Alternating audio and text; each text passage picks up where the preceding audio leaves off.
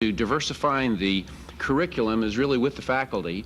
We've made an effort. I would guess probably half of our full-time faculty have been abroad in the last 5 years, and that's a problem from a public perspective, because travel abroad is not seen as utilitarian. It's seen as sort of a vacation, when in fact it may be the most functional thing a faculty member could do in terms of their personal growth and enabling us to broaden the curriculum.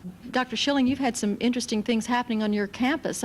Could you describe those briefly, and then to say where that vision comes from? I think the vision has come from the faculty, and it's been encouraged certainly by the administration and endorsed by the Board of Trustees. Some 3 or 4 years ago, we sent about 1/5 of our faculty to China to spend a summer of study and work, and it was in preparation for the freshman symposium and the focus on Asia for that year. I think sending 20% of a faculty abroad is just an extraordinary thing to do, and changes the whole culture of a campus completely. Our commitment as an undergraduate institution has been to value-centered and broad-based education for many, many years. There's been a great tradition for that for 100+ years, and so when we think about that, we realize that our job is to prepare students for leadership in a global community.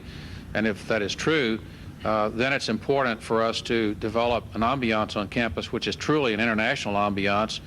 It's important to move into the area studies in even a more dramatic way, and I think all of us can do that.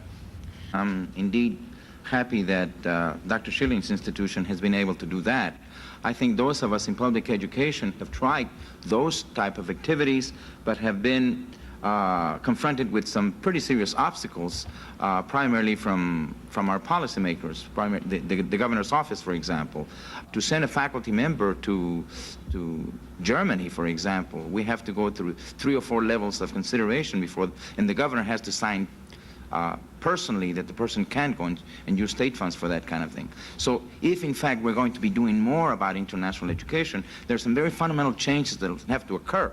And I think that our policymakers at the state level, starting with our own boards of regions and coordinating boards and so on, very definitely need to take this seriously. We give this a lot of lip service, but really we haven't taken the kind of action that I think is absolutely necessary to be able to do things that need to be done.